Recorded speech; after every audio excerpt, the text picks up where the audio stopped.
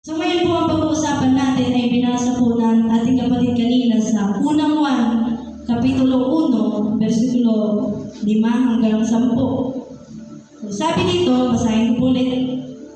Mamuhay ayon sa liwanag. Ito ang aming narinig sa kanyang anak at ipinapahayag naman namin sa inyo, ang Diyos ay liwanag at walang anumang kadiliman sa kanya. Kung sinasabi natin tayo ay may pagkikisa sa Kanya, ngunit namumuhay naman tayo sa kadiliman, nagsisinungaling tayo at hindi namumuhay ayon sa katotohanan.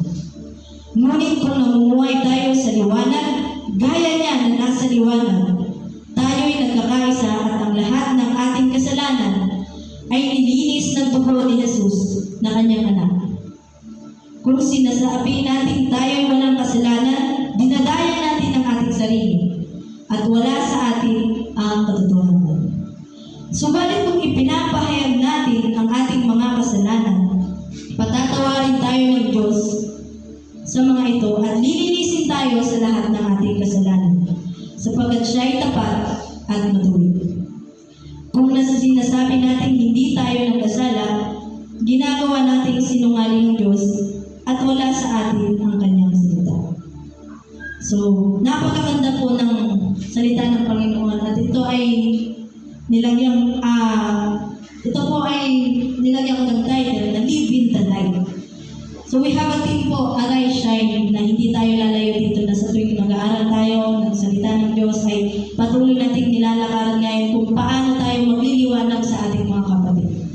Kung paano tayo magliliwanag as a Christian to our family. So, kaunting historical background lamang po dito sa libro ng unang 1. Ito po ay sinulat ni Apostle John. Ito po ay based on the scholars, sinulat ito, sabi ng mga scholar, no, between 90 to 100 CE. At ito po ay sinulat ni Apostle John nung nandun siya sa Ephesus. Ang purpose po ng book na ito ay, sabi dito, to combat false teachings about Jesus and to encourage believers to live in a way that reflects their faith in God. So, para po malabanan yung mga false teaching na dumarating dito. And then, letter was written during a time of increasing persecution of Christian. Marami pong nagpe-persecute dito sa mga Kristiyano. Kaya, isinulat itong aklat na ito upang hikayatin ang mga mambabasa na mamuhay ng may pagkakaisa kay Kristo. And then, sabi dito, the rise of heretical groups. Yung heretical groups po, sila yung nagdi-deny. Sabi dito, who denied Jesus' divinity of His humanity. Sila yung mga grupo na tinatanggi si Yesu Cristo. And then, the theme of this book, kung ano po kung babasahin po natin ang buong aklat ng 1 John, ito po ay naglalaman ng importance of truth, the reality of sin, and the call to love and obedience. Kung babasahin po natin ang buong aklat, yan po ang doon iikot sa importante ng katotohanan, the reality of sin, and the call to love and obedience. So, sabi dyan, sa unang 1, paano tayo namumuhay ayon sa liwanag? Sabi kanina, magmula sa Word of Wisdom hanggang Sunday School, ay patuloy na tinalakay ang pagiging banal. Nagiging banal tayo sa pamamagitan ng pagtutuwid sa atin ng ating Panginoon at nagiging banal din tayo dahil tayo ay tinubos na. So marami na tayong natutunan, marami tayong narinig patungkol kung paano maging banal. Pero paano nga ba talaga tayo mamumuhay sa kabanalan? At paano tayo mamumuhay ayon sa liwanag? Because title natin, Live in the Light. Paano tayo mamumuhay sa liwanag? Or bakit kailangan nating magliwanag? buhay pananampalataya,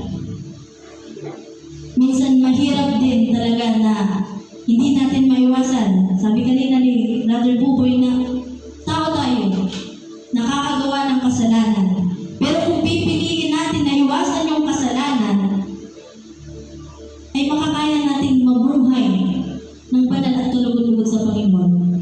Pero dahil nga tao tayo, araw-araw, oras-oras, nagkakasala tayo.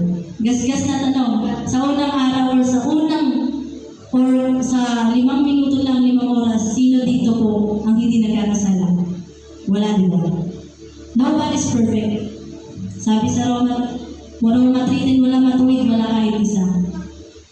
Ang Diyos lamang ang hindi nakagawa ng kasalanan at ang Diyos lamang ang banal. Pero alam na natin ang Diyos ay banal, dapat tayo din ay magpakabanal.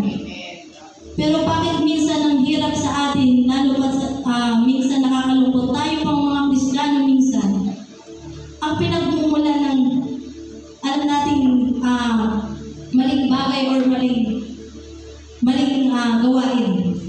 So dapat tayo, mga Kristiyano, tayong mga anak ng Diyos, ang nakakadala sa kanila. Sabi ko nga po nung last preaching ko is the affirmation of in beliefs of God. Yung paninindigan natin bilang lingkod ng Panginoon. Sino ba tayo sa mga kaibigan natin? Sino ba tayo sa pamilya natin? Sino ba tayo kapag hindi natin kaharap ang ating pastor? Sino ba tayo pag hindi natin kaharap si kapatid? Sino ba tayo pag mag-isa tayo? Dapat we evaluate ourselves minsan kung tayo ba ay namumuhay po sa liwanag. Kasi ang liwanag ay walang kadiliman, syempre. Halimbawa, ito pong church po natin ay walang ilaw. Wala tayong makikita, madilim. Pero pag pinuksan natin ang ilaw, may liwanag. Gayun din po sa ating buhay Kristiyano. Kapag yung mga kaibigan natin na alam natin naliligaw ng landas, yung mga kaibigan natin na alam natin yung isip nila makamundo o yung ibang pamilya natin kakilala, kapag hindi tayo nagliwanag sa kanila bilang Kristiyano o bilang lingkod ng Panginoon, hindi nila mauunawaan. Kaya nga po ang trabaho natin nasa mission natin, reach, teach, mend, and send. Palagi natin nire-recited ang vision ng ating church, ang missionary sending church. Kaya po tayong mga anak ng Diyos ay hindi lang tinawag para maupo tuwing linggo. Tinawag niya tayo upang magbahagi ng kanyang salita. Kaya nga po, dapat ang pagbabahagi ng salita ng Panginoon ay non-stop. Kung makikita natin or sa social media, marami nang talagang dumarating or maraming bad news, maraming nakakalungkot na balita, maraming namamatay or maraming naaaksidente. Pero as a Christian, tayo dapat bilang Kristiyano na namumuhay sa liwanag, yung social media natin, gamitin natin. Sabi nga diba, palaging nire-remind tayo ng ating pastor, gamitin natin sa pagbabahagi ng salita ng Diyos. Hindi naman tayo maaabala sa ilang seconds lang ng pag-click ng post na Jesus loves you. Yung malay natin yung nakabasa na ay talagang papunta na pala doon sa suicide. So based on survey po noon, nag-search po ako through Google. Based on survey sa buong mundo po siya, hindi lang Philippines. 100,000 ang tao na nagpapakamatay. Hindi po siya sa Pilipinas lang, ang buong mundo. So sa 100,000 na yan, dapat i-aim natin na kahit isa doon may masyaran tayo ng salita ng Diyos. Amen po ba? Dapat tayong mga Kristiyano, alam natin yung katotohanan, si Lord ay liwanag, si Lord ay banal. Dapat ibahagi natin yun sa ating kapatid. So yan. Bakit kailangan natin magliwanag? Dahil po nga, sabi ko kanina, tayo ay anak ng Diyos. Sabihin mo nga sa iyong katabi, anak ka ng Diyos. Anak tayo ng Diyos kasi tayo ay namumuhay sa Kanya.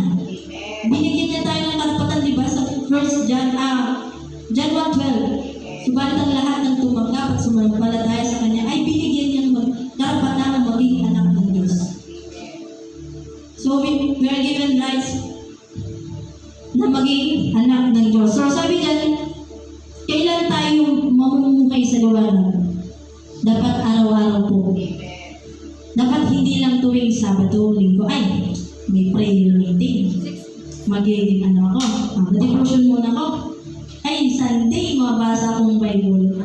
Pero si life natin mula Monday hanggang Friday, si Bible, uto na, nagkaaral po ganda. Si devotional book, Mayo na nabasa na. Dapat po, palagi tayong nagbabasa ng salita ng Diyos. Joshua 1:8. Alam po natin yan. Sinabi sa Joshua 1:8. Sinabi ng Diyos kay Joshua na araw-araw niyang basahin ng salita ng Diyos. So, bakit kailangan natin magdiwanag or kailan tayo mamumuhay ng liwanag? Kasi, dapat araw-araw, pagising pa lang natin sa ating, pagising pa lang natin sa umaga, Lord, salamat na gising ako. Pero, admit it or not, madalas nakakalimutan din natin na pagmulat ng mata talaga natin, cellphone agad. Hanap-hanap cellphone. Hi, good morning. Ganun na agad minsan. Nakakalungkot po pero totoo. Tayong mga Kristiyano pa mismo minsan yung hindi nakikitaan ng liwanag. Tayong mga nakakakilala sa Diyos minsan ay nakakaligtaan natin na anak tayo ng Diyos. Dapat sa mga bagay na dapat makita sa atin ng liwanag ng Diyos ay andun dapat.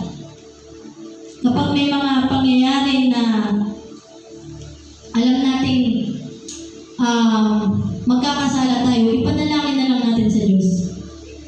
So ako po nung nakaraang araw lamang ay nandun po ako sa lola ko, i-share ko lang po ng kaunti. Andun ako sa lola ko, nagbantay sa bahay niya sa Icoldan. And then, ang lola ko po ay bedridden na 1 year na ngayong May. And then, syempre, ang bedridden na matanda ay wala naman nang kayang gawin. Bedridden nga nakahiga na lang. And then yung asawa ng anak ng lola ko sa kabila, salita ng salita, pinagmumura or kung ano-ano pinaparinig sa amin, which is baka hindi niya ata alam, andun ako sa loob. Ang akala niya siguro si lola ay mag-isa lang sa bahay or sa kwarto niya. So sabi ko, napapaisip ko nun na pasukin siya kasi sabi ko, Lord, grabe naman. Kakabantay ko lang ngayon. Tapos ngayon, itong mangyayari ito na mamurahin ng lola ko. Ayoko po ng ganun kasi nga, sino pa naman sa atin yung mga mahal sa buhay natin ganun ay masaya. Wala po, di ba? Lahat po tayo magagalit, lahat tayo maiinis or nalaban tayo dun sa ginagawa ng kaaway. Pero sabi ko, habang nagmumura siya, habang pinaparinggan niya ang lola ko ng mga masasamang bagay na hindi naman totoo, marami siyang sinabi na talagang iniyak ko sa Panginoon. Sabi ko, Lord, gusto kong pumasok doon, gusto kong makiaway, pero salamat sa Panginoon dahil pinigilan niya ako. Habang nagsasalita siya sa kabila dahil may SIM naman po yun, nakahiga dito si Lola at sarado naman po yung kwarto namin. Habang nagsasalita siya, sabi ko na lang, Lord, samahan mo po ako dito. Nag-pray na lang ako, sabi ko, hindi ko po kayang, ako lang yung manguna sa sarili ko, hindi ko po kaya na wala ka. Pinaka-weakness ko po talaga yung lola ko. Matanda na yun Matanda na, pinagmumura pa kung ano-ano sinasabi. Pero sabi ko, Lord, sige, ipapabayan ko ito sa iyo. Sabi ko, Lord, ikaw na po ang bahala sa taong ito dahil itong taong ito ay hindi nakakakilala sa Panginoon. So, hindi ko pwede binahagi para pagmalaki yung sarili ko. Gusto ko lang ibahagi yun kasi sa pangyayari ngayon, makakakuha tayo doon ng leksyon na kapag ganun yung pangyayari, huwag tayong pangunahan ng galit. Instead of, sabi kanina, patience. Magkaroon tayo ng patience. Literal na patience ang pinigay sa akin. Kasi kakapray ko lang ng Lord, give me patience. Tapos yun na, may ganun ang pangyayari. And then, I pray to God na sabi ko, humble me Lord, and please allow me na itong taong ito ay mabahagyan ko lang yung salita.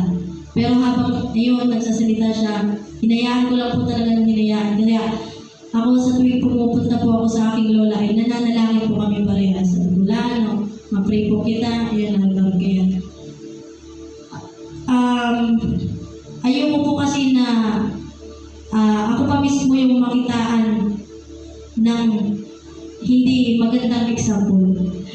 yung iniingat-ingatan ko po, lalo pa tayo ngayon na naglilingkod tayo sa Panginoon. Ang pangit po tingnan na, sinasabi natin, love your neighbor, love your family, but I can't love my own family. Ang hirap talaga doon sa point na yon na sasabihin natin, sabi kanina po sa turo sa Word of Wisdom, sa Sunday School, dinadaya natin ang ating sarili. Sinasabi natin dito, I love you Lord, I love you Lord. Pero pag nakikita lang natin yung kinakagalitan nating tao, mayo na. Wala na yung I love you Lord. Pero doon may pinapakita ng Panginoon yung pagmamahal at pamumuhay sa liwanag na kahit ginagawa tayo ng masama ng ating kapatid, kahit na literal yung nararanasan nating sakit, iparamdam natin sa kanila na mahal sila ng Panginoon. Ipakita natin sa kanila na tayo ay nagliliwanag dahil tayo ay lingkod ng Panginoon. Ipakita natin sa kanila na yung mga natutunan natin sa pag-aaral ng salita ng Diyos ay hindi nasasayang. Ano po? So, dito sa point 1, God is light. Sa verse 5 to 6, sabi dito, ito ang aming narinig sa kanyang anak at pinapahayag naman namin sa inyo. Ang Diyos ay liwanag at wala na anumang kadiliman sa kanya. So, napakasimple po, ang Diyos ay liwanag. God is light. Ano ba yung meaning ng light? Ano bang ibig sabihin ng liwanag? Sabi dito, walang anumang kadiliman sa kanya. Tanging ang Diyos lamang ang literal na walang anumang kasalanan ng lagwa. Pero despite of that, pinadala niya ang anak niya para itubos tayo. So, dapat we are grateful for that. Dahil dapat yung naparusahan or tayo dapat yung mapunish dun sa mga kasalanan na ginawa natin. But God is light. God is light na ayaw niya na ang mga anak niya ay magsahod. God is light, kaya ipinadala niya ang anak niya. John 3:16 pinako sa krus. Para matubos tayo.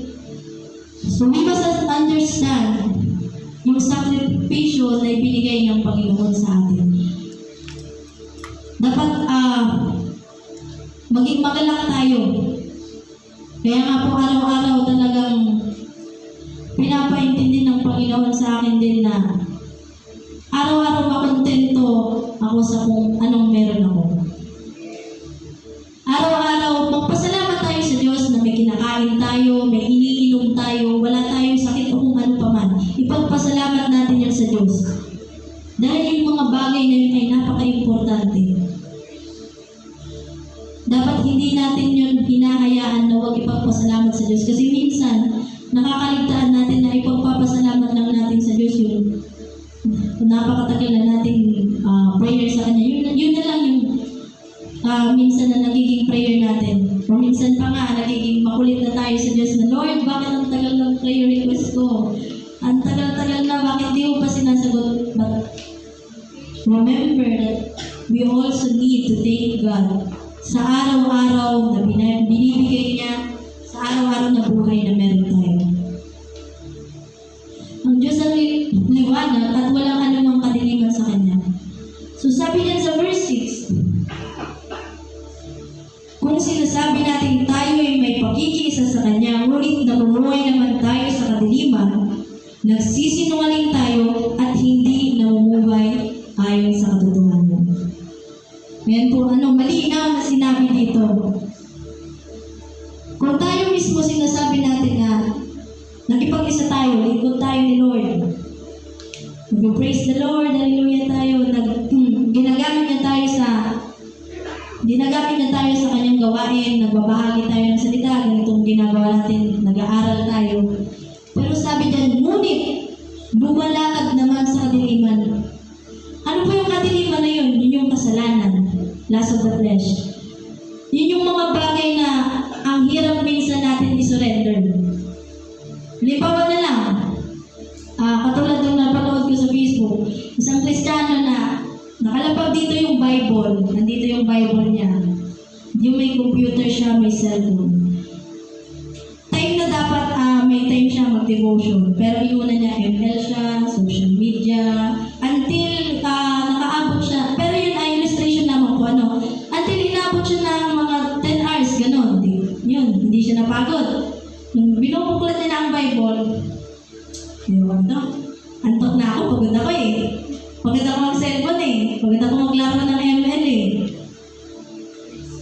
Pinakita lang doon kung paano dapat mamuhay ng totoo sa liwanag. Kung sinasabi natin nakikipag-isa tayo sa Kanya, so dapat kinikilala natin siya. Sa pamamagitan na pananalangin at pagbabasa ng Kanyang salita. Dapat araw-araw binubuklat natin yung ating mga Bible. Kaya nga po sabi ko kanina umpisa pa lang, dala pa natin yung ating mga sandata. Kasi nakakalungkot minsan, lalo na sa pag-evangelize, nag-evangelize pero wala naman dalang Biblia. Pero hindi ko naman po sinasabi na mali yun. Ang sinasabi ko lang, napaka-importante po na makita rin ng mga tao na dala natin to. Sabi sa 2 Timothy 3:16, all scripture is God-breathed and is useful for teaching, rebuking, correcting, in training in righteousness. Itong aklat na to ay hindi lang basta aklat. Ito ay naglalaman ng katotohanan na kaya tayong iniwas doon sa kadiliman, kaya tayong turuan at disiplinahin. Na kapag pinasal pa lang natin ang kahit isang verse lang dito sa Biblia, ay kaya pong makapagbago ng ating buhay. So kung sinasabi natin na nakikipag-isa tayo sa Kanya, dapat po namumuhay tayo bilang Kristiyano. Dapat hindi nawawala sa atin ang prayer for life at pagbabasa ng Kanyang salita. Yun yung pinaka araw-araw na nire-remind sa atin ng Panginoon eh. Pero minsan napakahirap kasi talaga sa atin bilang tao na mamuhay doon kasi nga masarap ng cellphone, maganda laro ng ganito, ganyan. Mas okay pa sa atin makipagkwentuhan o kaya pumunta kung saan-saan. Pero ilang seconds lang tayo magbuklat ng Biblia, wala na, antok na. Ilang seconds lang, pagod na. Nakakalungkot po pero totoong nangyayari sa atin na hirap tayo minsan talaga magbasa ng Biblia.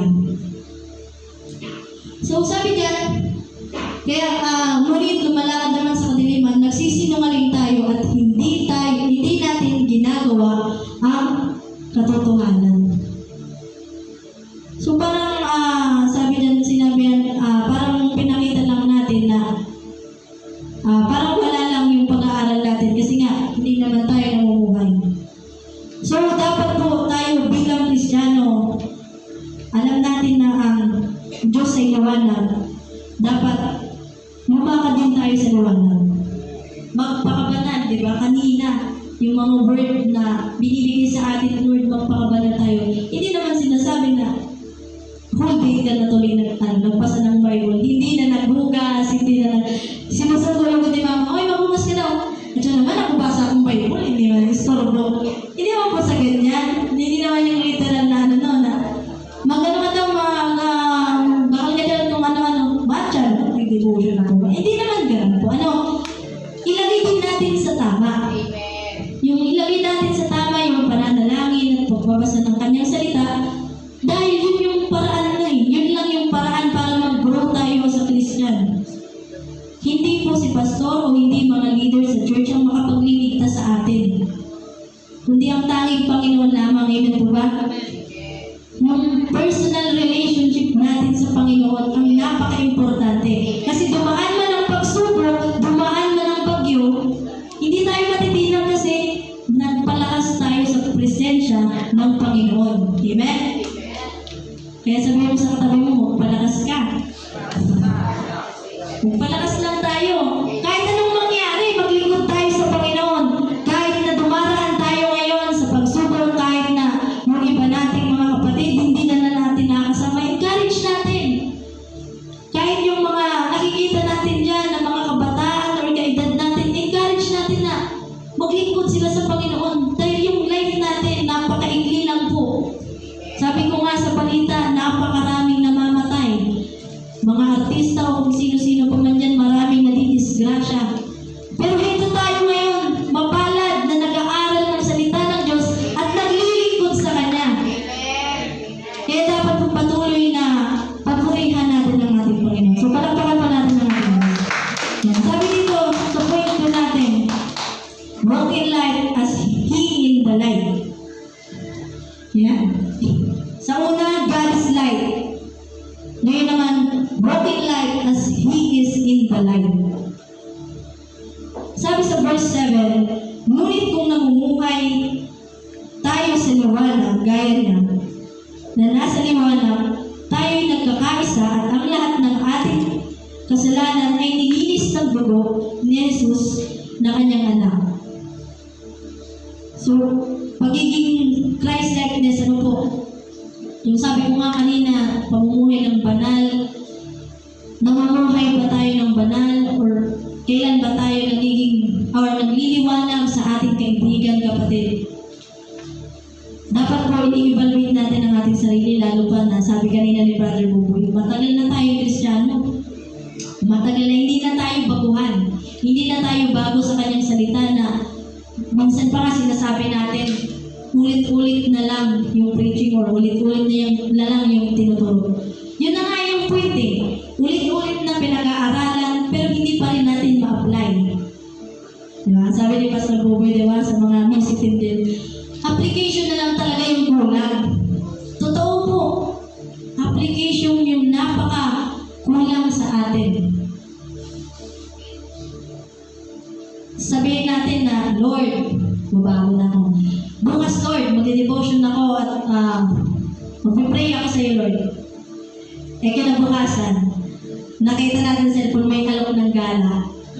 Uy, punta ka dito, or may birthday yan, punta ka dito. Wala na. Isang iklap lang, or isang alok lang ng iba nating kapatid. Wala na. So, dapat po pahalagaan natin kung paano tayo mamuhay sa liwanag. Pahalagaan natin na ang pinaglilingkuran natin ay hindi lang basta Diyos. Siya ang makapangyarihan sa lahat. Siya ang Diyos na may lalang sa atin. So dapat pahalagaan po natin yung paglilingkod natin sa Kanya. Sabi dito sa, buksan po natin ang ating aklat sa John chapter 3, verse 21. Ayan. Sabi dyan, ngunit ang namumuhay ayon sa katotohanan ay lumalapit sa ilaw upang maihayag na ang mga ginagawa niya ay pagsunod sa Diyos. So, paano natin mapapanatili yung ilaw kung tayo mismo ay nananatili sa dilim? Paano kaya yun? Paano natin mapapanatili yung ilaw natin kung tayo mismo nasa dilim? Yung dilim na yun, hindi literal na dilim ha. Yung dilim na yun, yung mga bagay na hindi natin mabitawan sa ating mga sarili. Alam natin na katotohanan na kahit anong ginagawa natin, alam ng Diyos yan. Nakikita ka ng Diyos. Nakikita tayo ng Diyos. Kahit pa magtago tayo dyan sa ilalim ng mesa, nakikita tayo ng Diyos kasi nga mismong buhok natin ay bilang niya eh. So sabi dito, ngunit ang namumuhay ay sa katotohanan ay lumalapit sa ilaw upang maihayag na ang mga ginagawa niya ay pagsunod sa Diyos. So dapat hindi tayo natatakot bilang lingkod ng Panginoon na makitaan ng liwanag. Ano po? Hindi dapat tayo natatakot na kapag tayo sinabihan na, uy, Christian ka na pala. Uy, napupuri ka pala dyan. Huwag tayong matakot. Kasi nga nakikitaan tayo niya ng liwanag. Amen? So dapat mamuhay tayo po sa liwanag. Hindi tayo lalayo dun sa title natin ng Live in the Light. Kasi itong team natin Arise Shine. Tayo ay dapat magliwanag. Dito sa Milaor, dapat yung bawat lahat tayo, bawat member dito, magliwanag tayo hindi lang sa bawat isa sa atin, kundi sa pamilya natin, sa kaibigan, sa kakilala natin sa labas. Magliwanag tayo sa kanila na sa oras na minsan hindi natin maiwasan na halimbawa sa kaibigan natin, nakasama natin sila. Mas alam nila na Christian tayo or Christian ka. So, syempre, sabihan ka nila, uy, banal-banalong ka man, hindi ka pwede isa mo. Minsan may mga ganun po, di ba? Na, ay, si sister niya yan, sister, si brother, hindi tayo dyan, makapapasok kita. Dapat kung sinasabihan kita ng ganun, maging tayo, magalak tayo. Dahil sa bakit ay nakikitaan ka ng liwanag. Dapat lahat tayo makitaan ng liwanag kasi individual po dapat ang ating relationship sa Panginoon. So, ayan. Sabi dyan, we must understand that we are sinners. A truth that we will still commit sin even though we believe in Jesus. Kagaya po ng sinabi ko kanina na dapat maintindihan natin sa sarili natin na makasalanan talaga tayo. That even though kilala natin ang Panginoon, pero nagkakasala pa rin tayo. Pero ang kinagandahan sa nakakakilala sa Panginoon na sa oras na may nagkubig sa atin, gawin mo to. Sige daw, gawin mo daw to, kung gano'n. Parang tinitempt tayo, mga temptation na yun, doon makikitaan yung liwanag natin na kung tayo ba talaga ay nananatili sa Panginoon. Nagkakasala tayo pero sabi ko kanina, hindi tayo magkakasala kung iiwasan natin. Amen? So, labanan natin. So, sabihin mo sa katabi mo, labanan natin yung antok. Kasi parang inaantok tayo no? Ayan. Sabi dyan, sa point 3 tayo ngayon, sa confess our sin because He is faithful. So, verse 9 and 10 po, sinabi dito,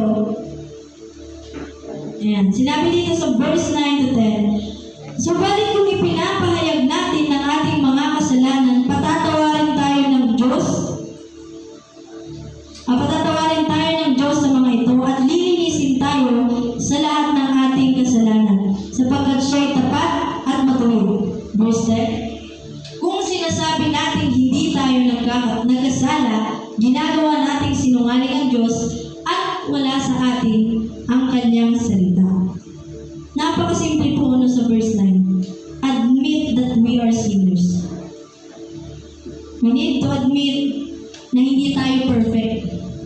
Huwag tayong masyadong maging perfect dahil nga talaga hindi tayo perfect. Ang Panginoon lang po ang perfecto. Ang Panginoon nga mismo hindi nagkasala pero hindi niya pinagmalaki yung sarili niya, di ba? Itinakbo niya yung kanyang sarili, inalis niya yung kanyang pagka-Diyos, di ba po? Kung natatandaan natin sa Book of Luke siguro yun, inalis niya yung pagka-Diyos niya para maipakita niya sa mga Israelita o sa mga tao kung paano siya mamuhay bilang banal at kalulugod sa harap ng Diyos. Ipinakita niya sa atin yung pamumuhay niya. Magmula pa lang nung pinanganak si Jesus Christ. Di ba po kung naalala natin, pinanganak siya mismo sa sabsaban. Doon pa lang makikita natin yung humbleness. Kasi doon pa lang napaka-questioning sa atin na powerful naman si Lord. Bakit hindi niya ginawa na yung kanyang anak, yung panganak, si Jesus Christ, yung panganak dito, powerful naman siya. Bakit hindi niya ginawa na parusahan ng mga tao instead ang anak niya? Powerful naman siya. Bakit hindi niya na lang iligtas ang lahat ng tao ngayon? Di ba po, madalas na tanong, bakit napakatagal na bumalik ang Panginoon? Sinasabi natin na mabilis na, malapit na bumalik ang Panginoon, pero bakit wala pa ngayon? Kasi po, hinihintay pa ng mga taong hindi pa totally naniniwala sa Panginoon. Tayo ba'y naniniwala sa Panginoon? Amen! Parang mahina po ay. Naniniwala po ba tayo sa Panginoon? Amen! Dapat tayo, alam natin sa sarili natin na tayo naniniwala sa Kanya 100%, walang kulang. Tayo ay lingkod niya at tayo ay magpapagamit sa Kanya.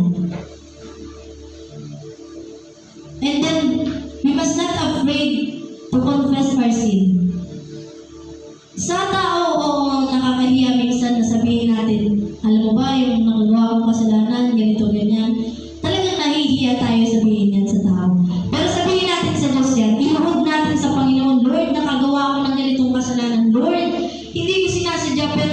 ginawa ko talaga. O kung minsan naman wala na tayong no choice, ginawa talaga natin. Pero, ang Panginoon, ang pag-ibig ng Diyos, napaka-unconditional po. Sabi niyo, subalit kung ipapahayag natin ang ating mga kasalanan, patatawarin tayo. Simple lang. Sasabihin lang natin yung ating kasalanan ng buong puso at handa tayong talikuran yun at patatawarin tayo ng ating Panginoon. Katulad na lamang ng ating mga magulang na sa tuwing nakakabasag tayo minsan ng pinggan, sa tuwing nakakasira tayo ng hanger, o sa tuwing may mga bagay tayo na nagagawa na ayaw natin malaman ng ating magulang eh. Pero yung mga magulang natin, yung mga magulang po na ang bawat isa, wala pala kasi akong magulang eh, sorry. Pero yung mga magulang natin, alam na nila na nagawa mo yan. Parang gano'n lang, tingnan natin. Halimbawa, kunwari ako, nakasira ako dito, kunwari nasira ko yung upuan, tapos hindi ko sinabi kay Pastor kung kanino pa man. Alam niya na yan. Ang kailangan niya lang, sabihin mo sa kanya. Minsan kasi tayo, mahilig tayo na nakagawa na nga tayo ng kasalanan o ng maling desisyon. Pinagpipilitan pa natin minsan. Alam na nga nating mali, doon pa rin tayo sa mali. So, hindi maitatama ang isang pagkakamali ng isa pang pagkakamali. So, dapat kung tayo nakagawa ng kasalanan, sabihin natin agad at hihingi ng tawad sa Panginoon. Kagaya sa ating mga magulang na alam niya yan na nagawa mo yan. Ang hinihingi lang ng ating mga magulang ay yung mag-admit ka sa kanya or sabihin mo sa kanya na nagawa ko po ito na or pa. Yun lang yung hinihintay nila. And then, after that, okay, sige. Wala na. Diba? Huwag tayong matakot na sabihin or hingi ng tawad sa Diyos ang ating mga pagkukulang. Kasi talaga tayong mga tao dito sa mundong ito ay talagang we are in nature of sin. Diba? Nature na natin ang kasalanan at yun ang naging dahilan ng pagka-sanctified natin sa Panginoon. Pero, malalabanan natin yun sa pamamagitan ng patuloy na pagpili ng tama at patuloy na pagiging liwanag sa pamamagitan ng paggawa ng mga mabubuting bagay. Ang Diyos ay liwanag, sabi nga natin kanina, living the light. Paano tayo mamumuhay sa liwanag? Kung babalik-balikan lang po natin, mamumuhay tayo sa liwanag sa pamamagitan ng pagtalikod natin sa ating mga kasalanan.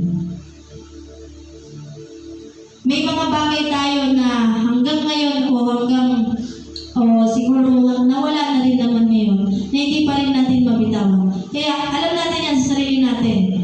Alam natin kung ano yung mga bagay na yun. At alam yan ng Panginoon. Hindi mo man sabihin kay pastor o kay brother, sister. Alam niya yan. Ang kailangan ng kapatid ng Diyos ay i-admit mo sa Kanya. Confess our sin. Admit that we are sinners.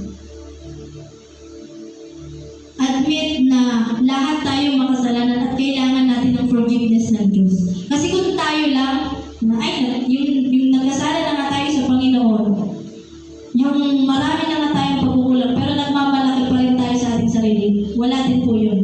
Lahat tayo dito kailangan ng forgiveness ng Panginoon. And then, sabi dito sa verse 10, kung sinasabi natin hindi tayo nagkasala, ginagawa nating sinungaling ang Diyos at wala sa atin ang Kanyang salita. Minsan talagang nakakatakot minsan kasi maging totoo. Ano po? Natatakot tayo na maging totoo na nagkasala tayo. Natatakot tayo minsan sabihin na nagawa ko tong bagay na to or napili ko tong desisyon na to. Pero live in the light nga eh. Confess our sin because He is faithful. Ang kailangan lang po ng Diyos ay aminin natin sa Kanya na nagkulang tayo. Marami tayong pagkukulang, lalo pa ngayon na napaka-busy natin, napaka-abala ng mundo. Abala tayo sa trabaho, sa may mga pasok pa sa school, or abala tayo minsan sa sarili na lang nating kagustuhan.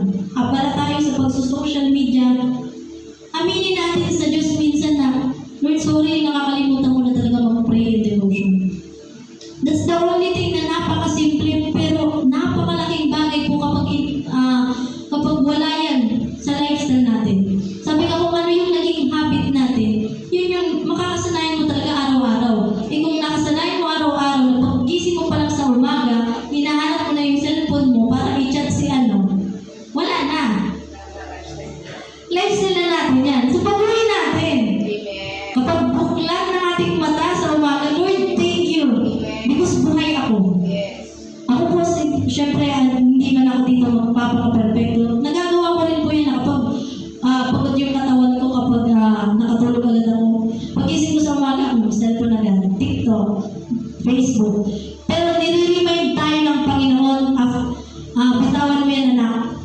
Manalangin ka muna, lumukod ka muna. Simulan natin ang ating araw or panibagong umaga nang lumuluhod tayo sa Panginoon.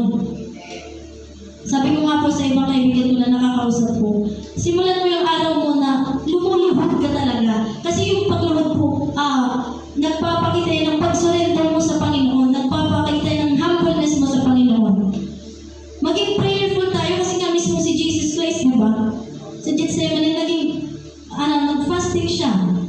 Naging prayerful siya. Kasi alam niya yung mangyayari.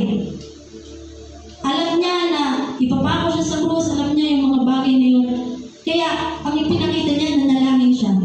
So, tayo din as a Christian, maging, mamuhay tayo sa liwanag sa pamamagitan ng maging prayerful tayo. Kasi po, yung prayer napaka-powerful, di ba po? Kasi, nung na-hospital po si Sister Alona, nanalangin tayo na makalabas siya. And then, sinagot ng Panginoon na makalabas siya. Doon pa lang makikita na natin na ang Panginoon talagang buhay. Amen? Palakpakan po natin ang ating Diyos ng liwanag. Yung mga Diyos ay liwanag, we must be like Him. And we must be love our neighbor. So kung may mga tao or may mga pamilya tayo, nakakalimutan natin na dapat pala minamahal ko sila.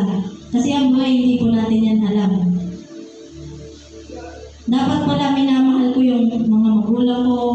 Sabi ko nga po sa iba, mapalad kayo na may kasama kayong magulang. Dapat ang mga magulang niyo po sa mga kabataan na katulad ko, minamahal niyo at pinapahalagan niyo. Kasi ako bilang isang kabataan rin, na wala akong kasamang magulang, wala akong kasamang ina o ama, pero sa biyaya ng Panginoon, spiritually, marami po kayo nagiging magulang ko. Kaya salamat po sa Panginoon. Kaya sabi ko, mahalin niyo ang iyong mga magulang. Di ba po sa Bible, mga anak, sundin niyo ang iyong mga magulang. Kasi nga, ang buhay po natin, hindi natin alam. Hindi ko naman sinasabi na mahalin niyo ang inyong magulang kasi nga ganun. Mahalin niyo kasi yan po ang nararapat. Sabi ko, kaya ko po yan na i-share sa kapwa ko kabataan. Kaya ko po nasasabi na mahalin niyo ang iyong magulang. Kasi nga ako mismo, hindi ko naranasan na mahalin ng sariling magulang. So kung ikaw mismo may magulang ka, may mama at papa ka, magpasalamat ka sa Diyos na nandyan yan. Magpasalamat ka sa Diyos na kahit pinapagalitan ka niyan, mahal ka niyan. Magpasalamat ka sa Diyos dahil andyan yan para i-guide ka, supportahan ka sa kung anong gusto mo. Kasi ako mismo po, hindi ko yan naranasan. Although naranasan ko sa iba, sa lola or sa lolo, at sa ibang spiritual parents ko. Kaya napakahalaga po na mahalin natin ang ating mga mahal sa buhay, mga kaibigan, pamilya, magulang. Dahil po, napakaikli lamang ng Panginoon. Napakaikli lamang ng panahon. Sorry. Kung ang Diyos ay liwanag, we must be like Him. Ang Diyos ay mapagpatawad. Sabi natin kanina, God is light. We must walk in the light. Sa point number 2 and sa point number 3, we must confess our sin because He is faithful. God is faithful even though we are so many pagkukulang talaga sa Panginoon. Faithful pa rin siya.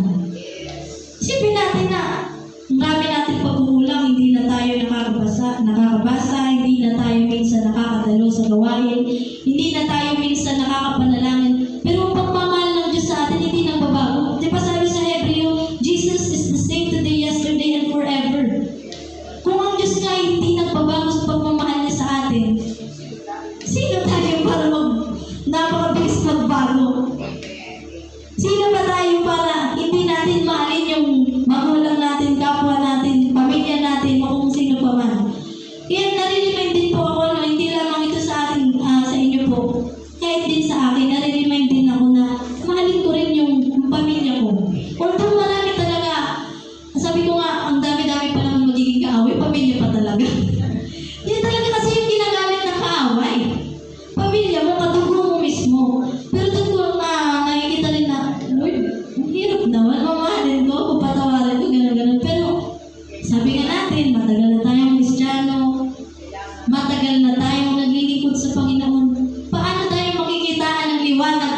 mismo tayo sa sarili natin ay hindi natin mahal yung magulang natin o yung mahal natin sa buhay? Paano tayo makikitaan ng liwanag kung mismo tayo sa sarili natin ay hindi natin kaya magpatawad? Ang Diyos nga nagpatawad ng maraming beses. Ang Diyos nga minamahal tayo kahit hindi tayo karapat-dapat. Kaya sino tayo para hindi patawarin ang ating kapatid? Sino tayo para hindi mahalin ang ating kapatid? Although may process, hindi ko naman sinasabi na agad-agad, uy, pinapatawad na kita. Okay na, tapos na. Hindi naman pagkagad ka naman. Kasi baka po isipin natin na ganun yun. May process po. Halimbawa, meron tayong kaibigan na ilang taon na hindi natin kinikibo. May process. Una, ipanalangin natin sa Panginoon. I-admit natin na meron din tayong pagkukulang dahil alam naman natin na, halimbawa sa isang awayan, hindi naman mag-aaway ang dalawang tao kung walang nagkasala. So, kung ikaw yung nagkasala, dapat i-admit mo na magpakababa ka ng pasensya na, nagkamali ako, ganyan. Simpleng ganun po Kasi, napakasimpleng bagay napakasimpleng gawin ng pagpapatawad, pero napakahirap gawin. Amen? Tayo ba sa atin pa mismo nagmumula yan, tayong mga nakakakilala sa Diyos. Nakakalungkot, pero totoo. Tayo mismong Kristiyano na nakakakilala sa Diyos, hirap magpatawad sa kapatid. So, we must confess our sin na minsan nagkakasala na rin tayo. God is light. So, we must live in the light. Amen? Kung maging totoo lang po tayo kapatid sa ating paglilingkod sa Panginoon. Sabi ko nga talagang, ang hirap po pala talaga maging tagapangaral ng kanyang salita kung mismong sarili buhay natin ay hindi alam natin, hindi naman talagang nalalapat sa Panginoon. Pero despite of that, sabi nga sa kanta ni Yakap mo ako sa aking karamihan. Despite of that na marami tayong pagkukulang sa Kanya, hindi po yung tinitignan ng Panginoon. Hindi tinitignan ng Panginoon na, wala itong prayer. Wala itong devotion. Hindi po yung tinitignan ng Panginoon, Ang tinitignan ng Panginoon yung puso natin ng paglilingkod sa Kanya, kung tayo ba talaga ay talagang totoong nananampalataya sa Kanya.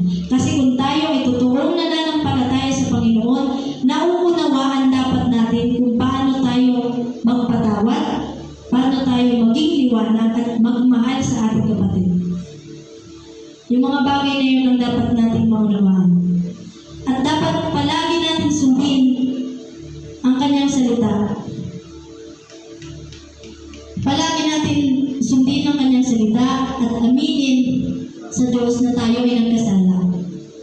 Hindi naman mahirap gawin, Lord, sorry, ito yung nagawa ko sa buong maghapon na ito. Hindi naman po yun mahirap gawin.